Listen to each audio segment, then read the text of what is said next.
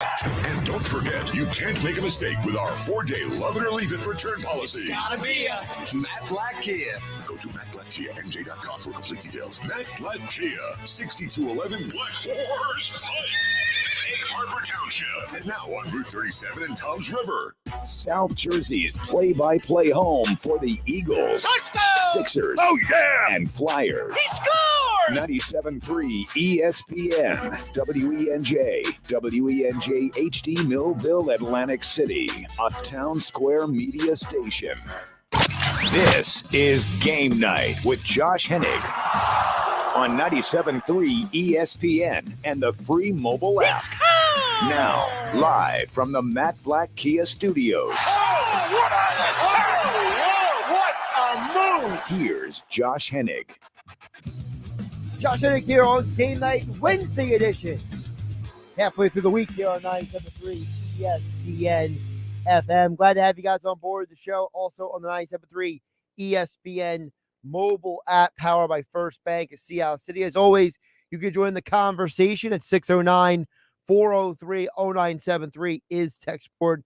And as always, you also can DM the show through the 97.3 ESPN mobile app powered by First Bank of Seattle City. Yes, multiple ways to get a hold of the show. Wednesdays mean Weinberg Wednesday. Dave Weinberg will join us coming up.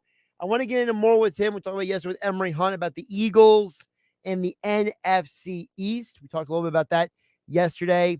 Also, we will get to the Sixers' depressing loss. We'll call it that last night. I want to first off say with the Sixers, I'm confident they're going to win Game 6. But it's become very obvious that Miami is a better home team than Philadelphia is a road team. Philadelphia went down to Miami and shot 36% from the field, not from three-point range. All shots. The only sport in which it's okay to shoot 36% is baseball if you're a hitter. It's never good to be that bad from the field. Now, I can't take all the credit away from Miami. I thought Miami did an excellent job playing at home. There's a reason why they are undefeated at home this year. There's a reason why Miami has turned themselves into the best home team in these playoffs, because you look around the NBA, Celtics beat Milwaukee at Milwaukee, but the Bucks beat the Celtics in Boston, right? You know, we've seen Golden State lose at home this postseason. We've seen Memphis lose at home. None of these teams outside of Miami have been elite at home. So I preface everything I'm going to say about the Sixers. I preface it by saying, yes, I give credit to Miami for being elite at home. Yes, I give credit to Miami for doing what they have done in their home building.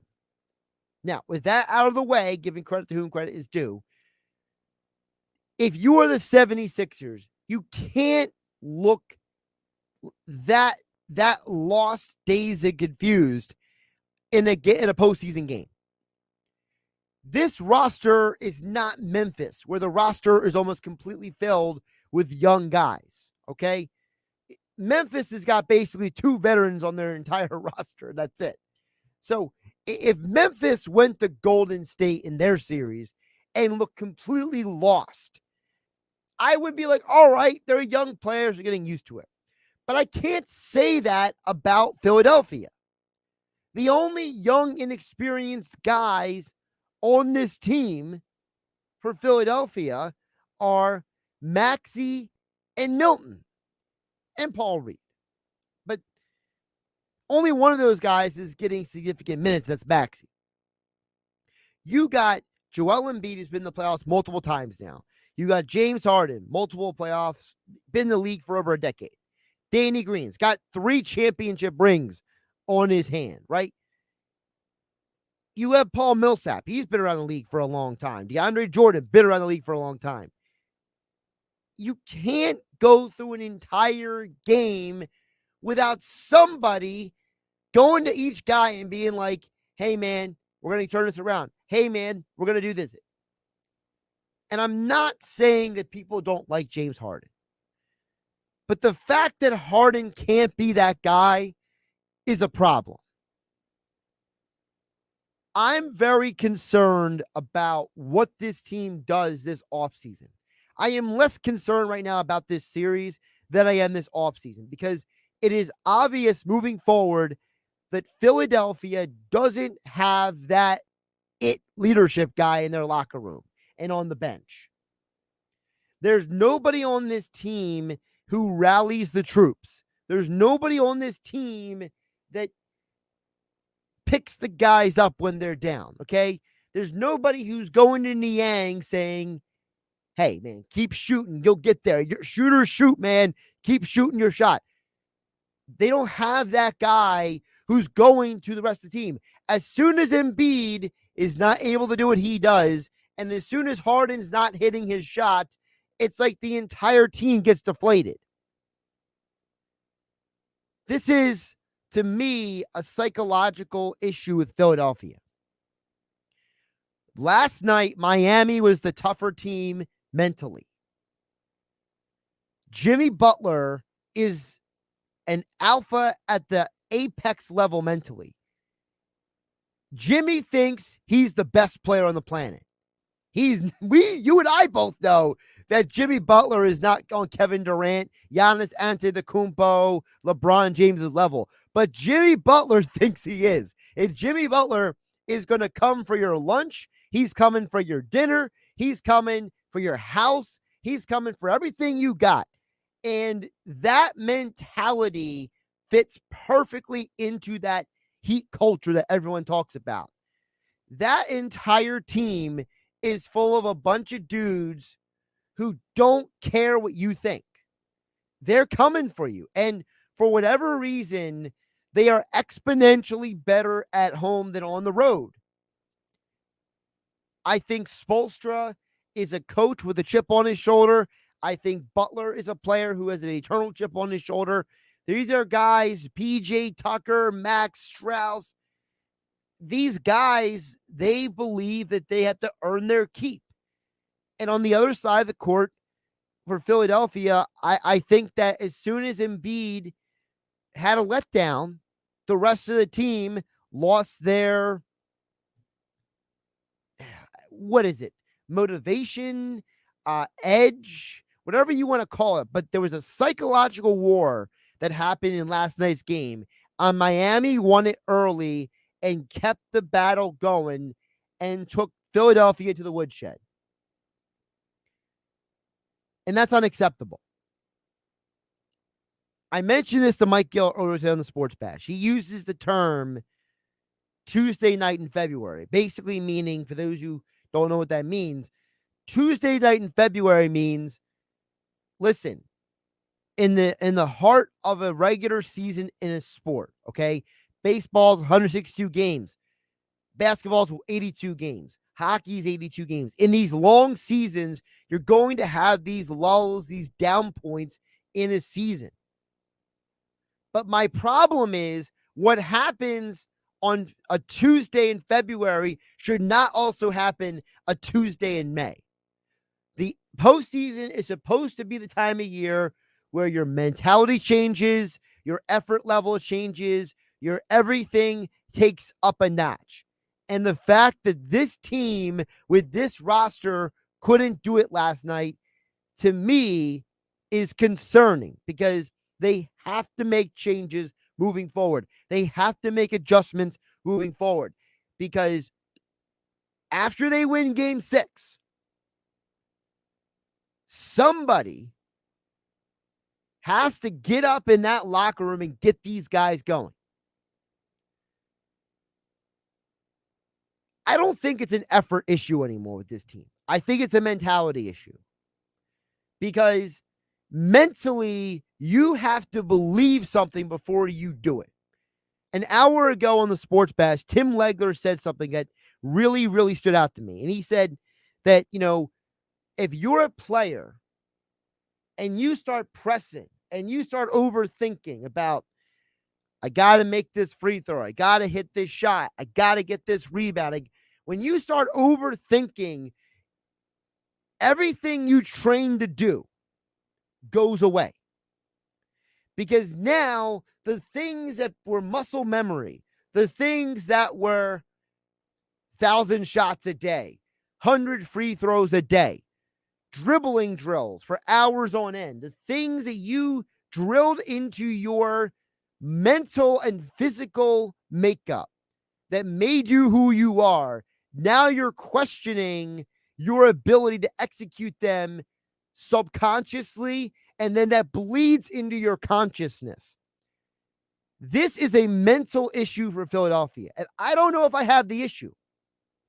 And this is not something that Doc Rivers can fix.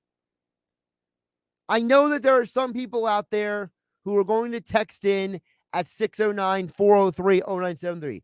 There's some of you going to DM the 973 ESPN mobile app powered by First Bank of Seattle City. And I understand where you're coming from. You believe the coach should get this team motivated. And I'm telling you that it doesn't matter if it was John Wooden, Mike Krzyzewski, Red Auerbach, Billy Cunningham. I don't care who is roaming the sidelines for this team. If the players don't have the mental fortitude to go out there and kick some rear, then you are never going to get the job done. Let me rewind the clock a little bit for you guys. Belief is a powerful thing in sports. We just saw a rookie throw a no-hitter last night in baseball. That kid Detmers, if you saw any of the highlights of that game, like me, of course, I was watching it at 1 o'clock in the morning. But the point is that you watch that kid pitch. He had no fear. He had belief. He had determination. I remember Kerry Wood when he had that 20 strikeout game the first time versus the Astros. And he's out there just throwing lasers. He has a look on his eye like, I don't care who you are. I don't care how many home runs you've hit. I don't care who and what you are. I'm going to beat you today. Athletes who are successful, not just the great ones, okay? We're not just talking about Hall of Famers, okay? Anyone can point to Michael Jordan. Anybody can point to Reggie Miller being an assassin in Madison Square Garden. But I remember that Detroit Pistons team with Larry Brown on the sideline. That team was not loaded with legends, but they had players who were playing at such a mentally high level, like Rip Hamilton and Chauncey Billups, Mr. Clutch. They had guys like Rasheed Wallace and the Defensive Player of the Year, Ben Wallace. That team believed that they were going to beat you, even if you were better than them. We all knew the Lakers were the better team on paper, but the Pistons played the better team on the court because they believed they could beat them. The mental battle has to be won before the game can be won on the court. And for Philadelphia last night, they lost the mental battle. They were like a boxer walking into the ring against Muhammad Ali. Well, Muhammad Ali has been killing a guy all week with psychological warfare. I think Jimmy Butler and that Miami Heat team looked across the court and they knew they had Philadelphia beat. And that is a huge problem for this organization moving forward, because if you are going to, quote unquote, run it back next year, you better be really, really sure that this team has the mental makeup to be championship worthy. Because if they're not, they are never getting to the NBA Finals. Josh Hennig here on Game Night on 97.3 ESPN FM and 97.3 ESPN mobile app powered by First Bank of Seattle City. Still to come, we're going to get into the Eagles in the NFC East with Dave Weinberg for this week's edition of Weinberg Wednesday here on 97.3 ESPN FM. And I want to point out something that Emery Hunt brought up yesterday. Emery Hunt from the Football Game Plan and CBS Sports HQ. he talked about the fact that in his mind, when it comes to the NFC East, your belief in a team's ability to reach the postseason has to be stipulative about how much you believe in that quarterback and their offense to be successful. And I don't think it's any small thing when Emery Hunt brought up, look, yeah, Carson Wentz had 27 touchdowns, 7 interceptions last year, but his team didn't reach the postseason. Jalen Hurts' team did. And right now, when I look around the NFL, I'm starting to wonder if we as a football fandom has become so in love with fantasy football that we have forgotten that stats are not the only part of the conversation. Teams, I always say teams win championships, not individuals. If the team is built properly, if the team is constructed properly, you can be successful. And I think the one thing that Philadelphia has going for them that some of these other teams don't have is every position, it makes sense. You go up and down Dallas's roster, and they got some serious question marks on the offensive line, on the depth at the skill positions on offense, the depth on the defensive line, losing different players this offseason. Their secondary depth, for example. Yeah, they have Micah Parsons. Yeah, they have Dak Prescott, but they don't have depth behind those guys. You look at a team like the Giants. I think it's a big deal they changed over the GM and the head coach. But can Daniel Jones take that next step, or is Saquon Barkley have to burden the entire team again this year? You look at Washington. Is Carson Wentz the answer to their eternal search for a quarterback? Can Ron Rivera get the most out of this team another season, or are they going to start out cold again and then to find themselves halfway through the year like the defense did last year? I believe very wholeheartedly that the NFC East is wide open this year. And that's a scary thing for every fan in this division. We'll get into more coming up next with Dave Weinberg, sports columnist, writing extra point columns for 97.3 ESPN.com, right here on 97.3 ESPN FM. I'm Josh Hennig. This is Game Night. It's Sixers playoff basketball tomorrow on 97.3 ESPN with the voice of the 76ers, Tom McInnes, calling all the play-by-play action. Hard to the right baseline. Tobias with a slam. Hart threads the needle, and a two-hand stop by Aaron. It's Sixers Heat. Game 6. Coverage begins at 7 p.m. Philadelphia 76ers playoff basketball on your radio home of the Sixers in South Jersey. 97.3 ESPN FM.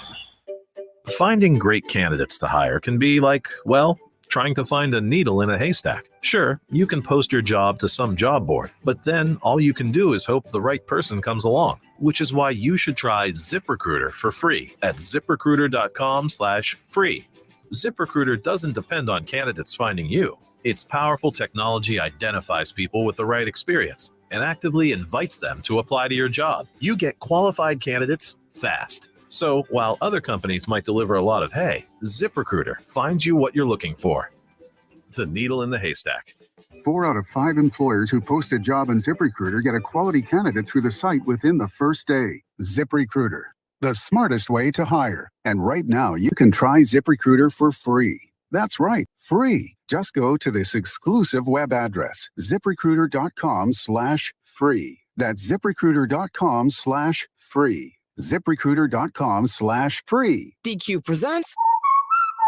Picture this. You stand before the awe-inspiring new signature stack burger menu at DQ and your mouth wonders, where have you been all my life? That's 5 taste bud tempting cheeseburgers with 100% real seasoned beef. You peek at the loaded A1 stack burger with 2 premium sauces. Then the flamethrower stack burger with tongue-tingling jalapeno bacon. Then you realize moments like these are exactly why we have the DQ signature stack burger menu. DQ. Happy tastes good. Get it delivered at DQ.com. My milkshake brings all the boys to the yard, and they're like, it's better than yours. Spilled your milkshake? Quick, the quicker picker-upper. Bounty picks up spills quicker. And each sheet is 2 times more absorbent, so you can use less than the leading Ordinary brand. So you can get back to your milkshake. My milkshake Milkshake brings all the boys to the yard, and they're like, it's better than your Bounty, the quicker picker-upper. What dealer wants to approve you if you clear $350 per week? Who is Matt Blatt Kia? What dealer will pay off your trade even if you owe thousands more than it's worth? Who is Matt Blatt Kia?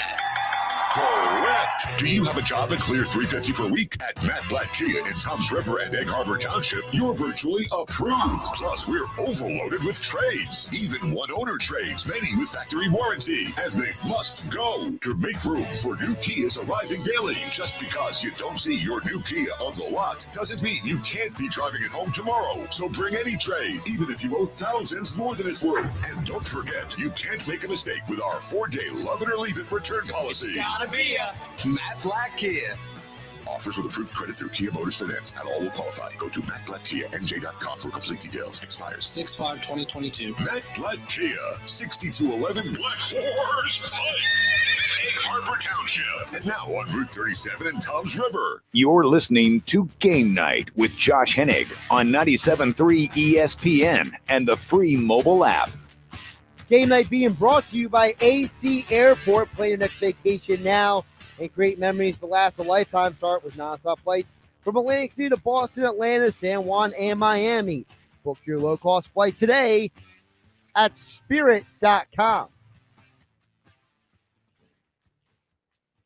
We may be a couple months away from the start of the NFL season, but tomorrow night, the NFL will be revealing the full schedule for the 2022 season. And as you heard me mention multiple times this week, I believe that the Eagles have just as good a chance as anyone to win the division this year. Maybe I'm crazy. Well, as someone who probably knows a little more football than I do, that'd be Dave Weinberg joining us right now for another edition of Weinberg Wednesday here on 97.3 ESPN FM. Dave, how you doing today? Doing well, Josh. How are you? Doing pretty good. So my premise is I believe that with the Cowboys' losses this offseason, with the Giants' changes in who's in charge, and Washington probably getting, I guess you call a competent quarterback, I think the NFC East is basically anyone's to have. I think like any of the fans in this division can make an argument for their team. Oh, yeah, absolutely. Yeah. I mean, that's the way it is almost every year in the NFC East. It's just, it's always been a pretty competitive, wide open division, like you said. And yeah, the Eagles are, they're right in the thick of it, I think. I don't know if there's any like standout team that's going to, run away with anything. I definitely don't think there is actually. So, yeah, if the Eagles can stay healthy and the new guys can integrate themselves into the team relatively smoothly, I think they have a pretty good shot at it. You're right. You mentioned those new guys. We saw some of them at rookie minicamp this weekend. And I got to tell you, Dave, you know me, I don't get hung up on what guys say in front of the microphones and Sure. the cameras. Same. But I do think there is something to be said for the fact that the quarterback of this team, I mean, the dude has ice water in his veins 24/7.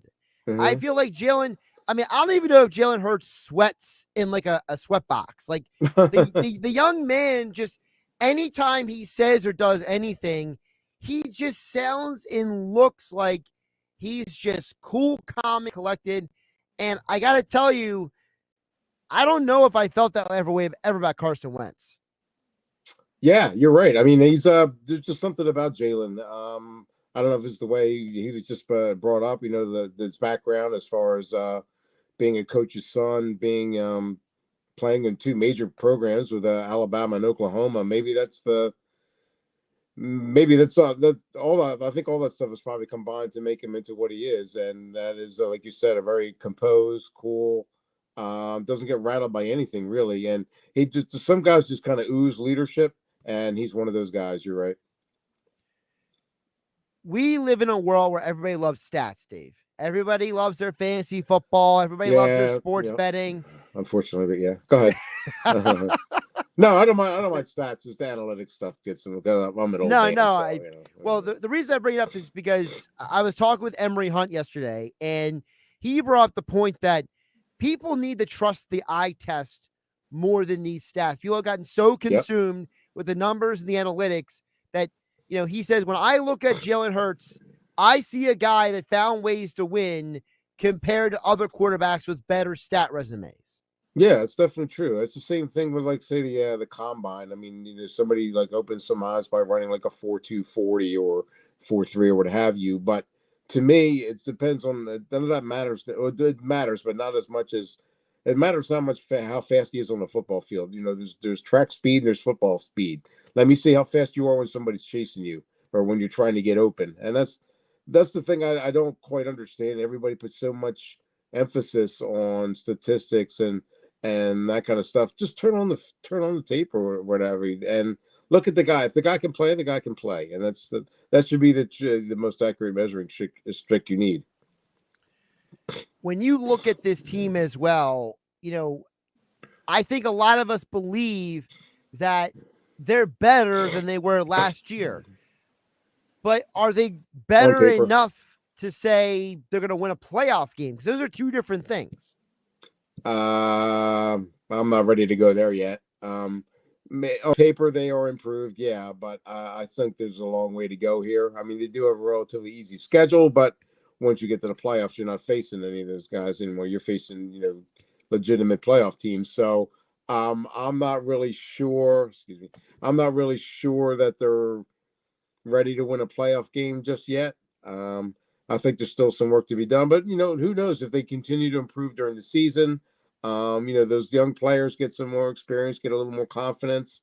That's, like I said, they can avoid major injuries to some key guys, and they have a shot. I mean, I don't think they're Super Bowl contenders or anything, but I guess they have a shot to win one playoff game. But I'm not ready to go there quite yet.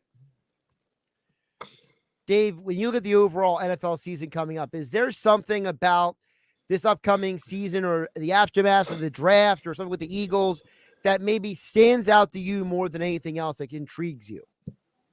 Well, that's a good one. Well, as always, I'm intrigued on how the draft is going to play out. You really don't know for another couple of years, but initially, like at the outset, I want to see how Jordan Davis and those guys perform. And that always gives you like at least a little bit of an insight on whether Howie Roseman and those guys made the right decisions. I mean, there's, like I said, they could always, come through later in their careers or what have you. Maybe they'll struggle as rookies, but I want to see how those offseason acquisitions, the Hassan Reddicks and those guys, how they perform as well. So, I came away from the draft by just a little more interested in the team than I was before. I thought they made some nice picks. So, I'm curious to see how all those guys pan out. As far as the schedule goes, I mean, I'm partial because I would love to go out to Arizona again if I could. I spent a lot of time out there with my son's an Arizona State grad, and then there was a time when the Eagles were in the Arizona was in the NFC East. So right. I used to I get to go out there once a year, and it's a really cool part of the country. It'd be kind of neat to see them play out in the desert again, even though they're indoors. But. Yeah, the younger folks have no clue about the fact that there was a time that the St. Louis Cardinals, which are now the Arizona Cardinals, used to be a part of the Eastern Division, which was, I believe it was just 3 divisions back then, which is East, Central, West, right? Correct. Right. Yeah. There was no North, South. Yep. East, Central, West. Yep. You're absolutely right. Yep. Because I remember I was reading the Walter Payton book, Sweetness, a couple months ago. And they were the big thing was in there about how, when the Cardinals left St. Louis to go to Arizona, that Walter Payton was a part of that group that was going to try to bring an expansion team to St. Louis, but they lost the expansion bid to Jacksonville and Carolina because the two people he went into business with for the St. Louis team were just 2 nut jobs who basically ruined everything. Oh, wow. That's interesting. I guess this was like before the Rams moved or no? This was before the Rams moved to St. Louis. This was supposed to be basically when they awarded Jacksonville and Carolina, St. Louis was also in the running, and Walter Payton was part of the ownership group for the quote unquote expansion St. Louis team. Oh, interesting. Very cool. Yeah. I mean, it was a big deal where Arizona was in, like I said, they were in the NFC East or whatever you call it, Eastern Division for a long, long time. And yeah, I used to look forward to going out there once a year. Yeah, now you have to look forward to Doug Peterson playing the Eagles this year. There you go. Yeah, that's good. That's a good one too. Yep, yeah, and Carson Wentz twice. Yep. Should be Well, I some mean, interesting games. I think the Eagle fans are more excited about Wentz than maybe you and I are. Let's say. Yeah, that's true. I'm more looking forward to seeing the Jaguars. That's for sure. That's for sure. I And don't Doug. know Dave. I don't know what to do with the AFC South because I think Doug can make that team better. I think the Titans are going to take a step down this year. I think the Colts are going to be interesting with Matt Ryan, and then the Texans, well, they're just a dumpster fire, so they don't count. Yeah, I think you're right there. I think it's still probably between it's probably the Titans division to lose again, even though they might take a step down. But yeah, I'm looking forward to see how Doug, grows that team. I think he realizes that it's a gradual process that, they're not going to take anybody by storm here. But if they can just, get close to 500 maybe, or even a little bit less, I think just as long as they show progress and give those fans a reason to get excited again, I think they'll be doing a good job. I mean, I don't know what the over-under is off the top of my head, but I would be very inclined to take the over on the Jags just because of how just bad the culture was with Urban Meyer, how just everything was so bad and poor and disgusting with him down there that Doug Peterson's got to be like a massive breath of fresh air for all those players down there. Yeah, you're right. I mean, I don't know what the over-under is either, but I would think they could probably win like 5-6 games, and I would take the over there. Yep. Dave Weinberg joining me here on Game Night on 97.3 ESPN FM and the 97.3 ESPN mobile app powered by First Bank of Seattle City. His extra point columns are over at 97.3 ESPN.com. Now, Dave, I'm going to give you credit. I don't know if anybody else giving you credit, but I saw you tweet that you thought that Bivol was going to win by decision over Canelo. Dave, I hope you got a sport bet on that because you looked like a prophet there.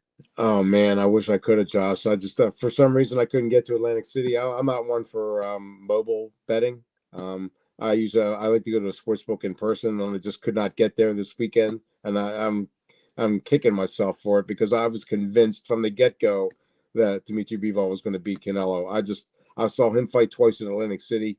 I came away very impressed with the way he handled Jean Pascal. The guy's the real deal, and Canelo was going up in weight. And I knew that Bivol was not going to be phased by the atmosphere or any of that kind of stuff. And he lived up to me. I don't understand why he only won by 2 points. I thought he dominated that fight. Well, how much of that judging decision was, how do I put this? Maybe them just giving Canelo the benefit of the doubt. Well, they gave Canelo like the first 4 rounds, and that's ludicrous. I mean, he might have won one of them, maybe. And Bivol had to win the 11th and 12th just to win the fight. And I just, Canelo's he's a Vegas. Well, he's from Mexico, obviously, but he's probably a Vegas kind of so-called Vegas house fighter. And I'm sure the judges were swayed by the crowd and all that stuff that goes into it. So I'm just glad they got it right, though, even though it was. I thought it was a little more lopsided than what they had it, but that's okay as long as they didn't give Canelo the win. I saw that Canelo is exercising his rematch clause. So do you think it would be a different fight the next time round? Or do you think that Bivol can basically just go in there and just beat him up again for 10, 12 rounds? Correct. I don't think it's going to make any difference. I think Bivol was just that good. And Canelo fought the way he always fights. I don't know what he could change to change the outcome. I think Bivol wins it. They fight 10 times. I think Bivol wins 10 times. You mentioned him moving up in weight. Mm-hmm. Explain to the audience a little bit what that means from your perspective, because, I know a lot of people, they're like, well, there's a 200 weight classes in boxing and, all that kind of stuff. So explain to what really is the difference for a guy like Canelo going up to that weight. Well, light heavyweight is 175-pound limit. Middleweight is 160. Super middle is 168. So but he walks around probably close to like 165. So he had to gain weight to get up to where Bivol was. I mean, Bivol's not a big light heavyweight, but he's still 175 pounds, and it's just the difference of Bivol can carry that weight a lot easier. A lot more comfortably, and that enables him to stay strong throughout the fight. He didn't really have to cut a whole lot of weight, to get to 175, where sometimes you'll see guys, really have to drain themselves to make it, like, especially in MMA, but in boxing, not quite as much sometimes. So yeah, Canelo was fighting. He was fighting a bigger guy, and when a big guy fights a smaller guy, the big guy usually wins if they're both pretty talented at least. Because for me, like, I know MMA very well, so I understand the weight classes better than I do boxing. Right. And the thing for me watching Canelo and Bivol was my eyes saw bigger versus smaller fighter. I wasn't as aware of like how much Canelo walks around at, but to me, looking at the fight, in the MMA comparison to me was reminding me when years ago, Forrest Griffin, the former UFC light heavyweight champion, fought the former middleweight champion Rich Franklin at 205. And it was so obvious that one man is just a bigger human being. Like, he has a bigger frame than the other guy. And that's kind of what it reminded me of. Yeah. I mean, Canelo deserves credit for taking the challenge and daring to take on a bigger guy. And he was even talking at one point of fighting at heavyweight for a fight or two. And, it's been done before, but not necessarily by a guy that small. Roy Jones Jr. kind of gradually moved up to that point after starting at middleweight. So, but yeah, you could see the difference there. I just don't think Canelo's strong enough to handle that kind of stuff. I mean, he's a very strong fighter, very talented, but when you got a guy who can fight and can box like Bivol can, you're not going to win that. I'm sorry. You're just not. So now Canelo's got 61 professional fights under his belt, Dave. What is really the future for him at this point? Because I understand he's 31 or 32 years old. He's not old in like age number, but that's a lot of professional fights to have under your belt. Yeah, it is. It is. But he hasn't taken a whole lot of punishment, I don't think so. He still has a few good years left in him. He's a moneymaker, so no matter who he fights, he's going to get paid. I mean, he's the number one attraction in the sport, with the possible exception to Tyson Fury. But Canelo's the guy who puts butts in the seats, and it'd be interesting to see where he goes from there. Does he stay at 160, 168? Does he try to convince guys to like maybe move up to fight like maybe at a catch weight at like 164 or something like that? There's been talk of some of those welterweights is trying to move up a little bit. And maybe Canelo can come down and have so-called mega fights. I don't know, but I think he's probably barking up the wrong tree though if he wants to go back up to 75. I mean, yeah, I guess like you said, he's going to exercise that rematch clause. He obviously doesn't want to, doesn't want to accept that defeat. Although, but I don't think there's going to be any difference in the outcome. I do know there's going to be a difference in the pay purse though. I'm also curious to find out. I mean, do they fight again in Vegas, or do they try to take that somewhere else? Because, please come to Atlantic City. If you're listening, guys, come on. People's fought here twice. Canelo's never fought here. Let's bring Atlantic City back. Give him a mega fight. Come on, let's do it. I mean, from what I understand, off the top of my head, when was the last time that Canelo even fought outside the United States? Like, it's been a while, hasn't it? Yeah, he's usually Dallas or Vegas. Yeah, he's primarily a U.S. fighter now, but he's not. I don't think he's ever fought on the East Coast. I mean, I could be wrong. He might have fought at the Garden or something. I don't know. But yeah, he fought at Madison Square Garden in 2018. It says here. So okay, all right. Well then, it's time to come a little bit further east. Let's come to the boardwalk. By the way, the last time he fought outside of the United States was Mexico in 2011. That's how long. Wow, it's been. How about that? I didn't know it was that long ago. Geez. Yeah, I had to scroll down the thing here a little bit to find it. I know he always fights on Cinco de Mayo around that time, and yeah, he's usually like Dallas or Vegas or something like that. Yeah. The reason I'm asking about Canelo is because I'm trying to figure out where boxing goes from here in some of these ways. Because even though Bivol beat Canelo, I don't know how much that raises his profile. You know what I mean? And, guys like, Crawford and Spencer out there, and people want them to fight, but they may not fight. But, there's speculation Crawford's not going to fight much longer. And, Fury might be retiring. Like, boxing is kind of in like a weird situation here. Yeah, they are. That's very much up in the air. And Bivol's not, it's not his fault.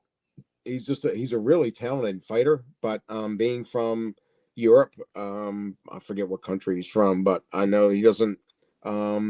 He's not a magnetic personality. He's not really controversial. he's a really nice kid. I mean, I've met him a few times, and very well spoken, very humble. But he also knows how good he is, and he's not afraid to prove it. It's just a matter of getting other people to realize it. Maybe I don't know if there's another mega fight. Maybe I guess the Canelo rematch makes sense for him. Maybe if he beats him, maybe if he knocks out Canelo, say, maybe that draws people's attention. He can get even bigger fights. But boxing's they're kind of in a crossroads right now. Like you said, Spence and Crawford is the fight that everybody wants to see. Hopefully they'll be able to find a way to get that done, because I think that would be a terrific fight. By the way, according to, obviously online can only be trusted so much, but he's from Kyrgyzstan. Yeah, I know it's way out. It's like a remote region of Europe. I'm not sure. It might be near Russia, or I don't even know where it's from. But no, it's near Russia. It's part of the former Soviet Union. Apparently, when he was born, it was still the Soviet Union. Oh, okay, all right. He lives in California now, Indio, California, right outside of Palm Springs. So he's getting a little bit more American. Yeah, apparently, according to his profile online, his father was from Moldova and his mother was from Romania. So, oh wow, how about that? Okay. A lot going there for Bill. Yeah, you're not kidding. Yeah. Dave, before I let you go, one sport I will never act like I know anything about, and it's one sport I will never bet. I have never bet, and I will never bet, is the Kentucky Derby. So I'm just going to give you the floor to talk about it, because I know next to nothing except for, horse running. Oh, I don't know that much more than you. I mean, I've been to Atlantic City. I was, when it was open, I went to Atlantic City Racecourse a few times just to see, and it was a really fun time. Especially like when Smarty Jones was doing his thing. That was a really exciting time. But I mean, for Rich Strike to do what he did, that was like Buster Douglas knocking out Tyson. It was just unheard of for an 80-1 shot who had never even been. It wasn't even in the field until like a day before the race. Because the horse pulled out, they went to like their alternate, and he was it. And for him to come from behind like that, that was really exciting. I wish I'd have put some money on that 80-1. That would have made a nice payday. Well, at least you already had Bivol on the record on Twitter, so yeah, there you go. Yeah, nobody picked that horse. Nobody. I didn't even know who he was. When I saw that, when I got the alert on my phone that he won, I was like, wait, who? Yeah, really. Yep. Yeah, it was incredible to watch. You didn't watch it on TV? You didn't watch it live? No. I was watching. Interest. Okay. No, again, I mean, I've been to a couple Derby parties. People hang out and they put the hats on and everything. Yeah. But I'm usually there for the free food and drink. I'm not really there for the horses. Hey, nothing wrong with that too. I'm a simple man, Dave. I'm a simple man. I understand. At Dave Weinberg 19 on Twitter. Check out his extra point columns over at 97.3 ESPN.com. He joins me every Wednesday here on Game Night on 97.3 ESPN. Dave, appreciate you jumping on. Enjoy the rest of the week. It's supposed to be pretty cloudy and rainy for the next few days, so hopefully you can find some sunny patches to squeeze in some golf and bicycling. I'm sure hoping I can. Thanks, Josh. I appreciate it. Talk to you next week. Josh Hennig here on Game Night on 97.3 ESPN. We'll get to you guys' thoughts and comments on the other side. Text board is open at 609-403-0973. You also can DM in the show through the 97.3 ESPN mobile app, powered by First Bank of Seattle City. Coming up today on 97.3 ESPN FM, Celtics Bucks tonight, top of the hour, Game 4 here on 97.3 ESPN FM. And tomorrow night, Game 6, Sixers Heat at 7 p.m. here on your home for the Sixers, the Eagles, the Flyers, the NBA playoffs, Super Bowl, and more. 97.3 ESPN FM. The NBA playoffs continue on ESPN Radio. Throws it down. Al Horford with the jam. Al Horford literally carried this team. The Celtics and Bucks are locked up at 2 games each. Now the series returns to Boston. Can the Celtics make it 2 straight and take their first lead of the series? Or will the Bucks grab the lead once again? Game 5 of the Celtics and Bucks. Listen to the NBA playoffs tonight exclusively on 97.3 ESPN. Coverage begins at 7 p.m. What dealer wants to approve you if you clear $350 per week? Who is Matt Blatt Kia? What dealer will pay off your trade even if you owe thousands more than it's worth? Who is Matt Blatt Kia? Correct. And don't forget, you can't make a mistake with our 4-day love it or leave it return policy. It's gotta be a Matt Black Kia. Go to mattblackkianj.com for complete details. Matt Black Kia, 6211 Black Horse Pike, Egg Harbor Township, and now on Route 37 in Toms River. Progressive presents Forced Metaphors about bundling your home auto and other vehicles. In hockey, it's the goalie's job to protect the net. And in life, your net is your home and auto, but also your boat, motorcycle, RV, or ATV. And your goalie is the round-the-clock protection offered by Progressive Insurance. Well, it's also the savings you get when you bundle. So in this metaphor, you have two goalies, which is okay because, it's just a metaphor. Forced Metaphors, presented by Progressive. Bundle and protect today. Progressive Casualty Insurance Company and affiliates. Discount not available in all states or situations. You're the one everyone looks to for answers. Come rain or shine, the job must get done. And you're the one who makes it happen. We get you, Jackie in Fresno, putting your employee safety first. And Manny in Chattanooga, whose local Granger team knows him by name. We're here for you and all the ones who get it done with 24/7 customer support and access to product specialists to help you find what you need. Call clickgranger.com or just stop by. Granger, for the ones who get it done. You forgot Mother's Day. Don't worry, it's not too late. DoorDash has the gifts mom wants. Order a flower delivery or sweet treats for any mom in your life. With dozens of local shops and national favorites, there are plenty of options for you to choose. Download the app or visit DoorDash.com and use promo code ORDER22 for 50% off your first order of $15 or more, up to a $12 value. That's promo code ORDER22 for 50% off your first order, up to a $12 value. Limited time offer. East Coast Roofing and Siding, protecting what you love and own. East Coast Roofing and Siding. Trust us with your family and home. Hey there, South Jersey. This is Sean Steitler with East Coast Roofing, Siding, and Windows. Do you have a home project you've been pushing off? Does your house need a facelift? If so, you need to take advantage of our Economic Relief Rebate Program. For a limited time, we are offering no money down, no interest, and no payments for 12 months. Plus, when the job is complete, we will send you a rebate check for up to 15% of the cost. No payments until 2023 and money back in your pocket? You can't beat this deal. Call us today to schedule your free consultation. 609-625-1900. That's 609-625-1900. You can also visit our website at eastcoastroofing.com for more information. East Coast Roofing and Siding. Trust us with your family and home. Now, more Game Night with Josh Hennig on 97.3 ESPN and the free mobile app. Hey, guess what? The Phillies have a chance to actually win a series here. They're up 4-2 in the ninth inning against the Seattle Mariners. Rhys Hoskins has hit a home run in 3 straight days. I don't know what it is about the West Coast, but he seems to always hit better on these road trips than he even does at home. Right now, Corey Knebel, the closer, is in trying to lock down this 4-2 lead. The Phillies almost won last night, too. They scrapped and clawed and fought. I mean, they gave a real effort trying to win that game last night, but they just ran out of innings, basically. Once they were able to find their hitting touch, they just ran out of innings last night. But they have a chance still to win this series. And then they'll travel down there. I believe it's Los Angeles to play the Dodgers, I believe. Who's starting this weekend for the Phillies? I'll pull it up. Like I said, the Phillies do lead 4-2 right now. Pretty good pitching this week by the Phillies on this road trip. It's a good start for them because let's be realistic. After everything that's happened, they really need to get some wins. After that Mets loss, they've now gone 2-2 since that, loss, and they got to get more wins in the win column. They're 13-17. You're 4th in the NL East.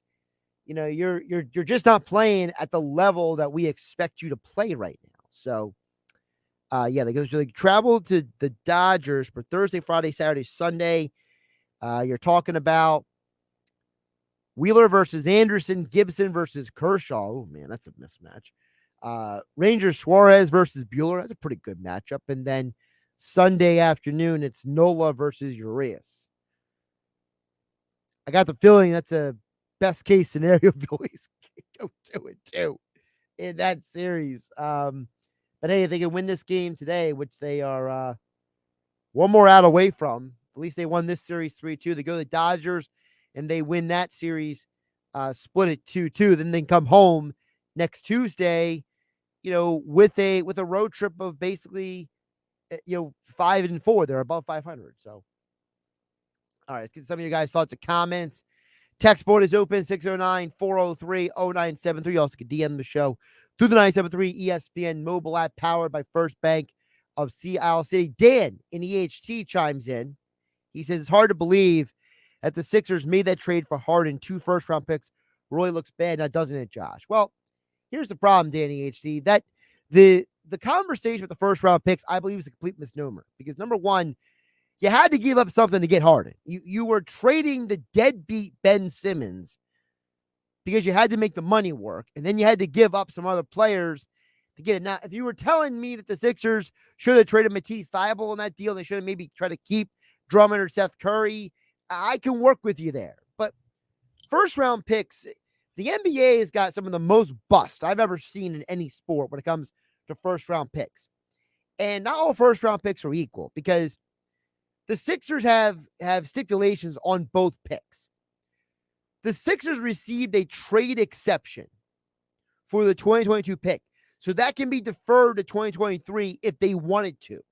So even though they traded the pick to the Nets, they can basically tell the Nets before the draft, depending on maybe their standing.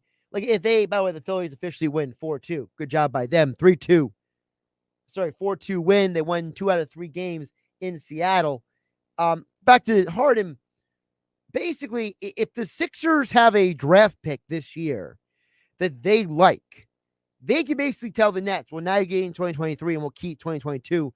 If, maybe there's a guy they like in this year's draft a lot that they think they can get at that spot. Or maybe they want to keep that pick on draft night, draft someone for someone else and trade it to that team.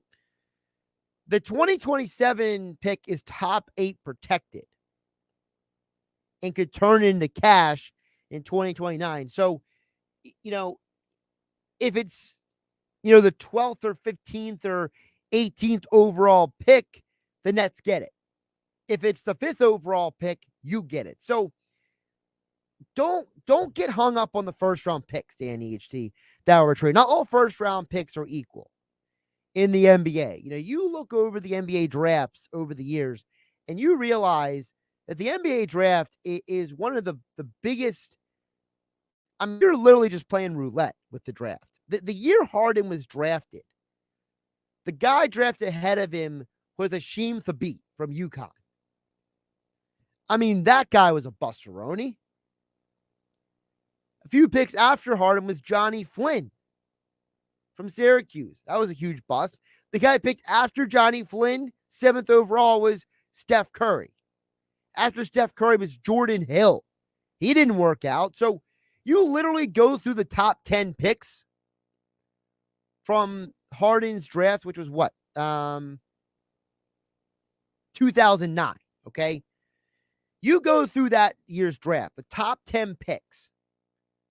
The guys who had the best careers were Blake Griffin, James Harden. I guess you got to give Tyreek Evans. He had a marginal career, but Ricky Rubio, Steph Curry, DeMar DeRozan, Brandon. I would say 6 of the 10 were legit players. And then after that, the next 10, you talk about Terrence Williams, Gerald Henderson, Tyler Hansborough, Earl Clark, Austin Day, James Johnson, Drew Holiday, Ty Lawson, Jeff Teague, Eric Maynard. So the next 10 picks, only 2 of them mattered. So if the pick that's going to Brooklyn this year or next year is like the 20th pick or the 25th pick, the likelihood of that guy, or even the 18th pick, the likelihood of that guy working out is exponentially less than a top 8 pick. And even the top 8 picks I just mentioned, the 2009 draft, only 6 of those guys actually worked out. Okay, you go to the 2010 NBA draft. Who worked out? John Wall, Boogie Cousins, Gordon Hayward, Paul George. Only 4 guys worked out. It's 5 if you say Al-Farouq Aminu was a productive player, but he was never a superstar player. That was 8th pick in the draft. Greg Monroe, that was a mess. Ekpe Udoh, that guy was a bust. Wesley Johnson never lived up to being the 4th overall pick. Derek Favors, good player, not great player.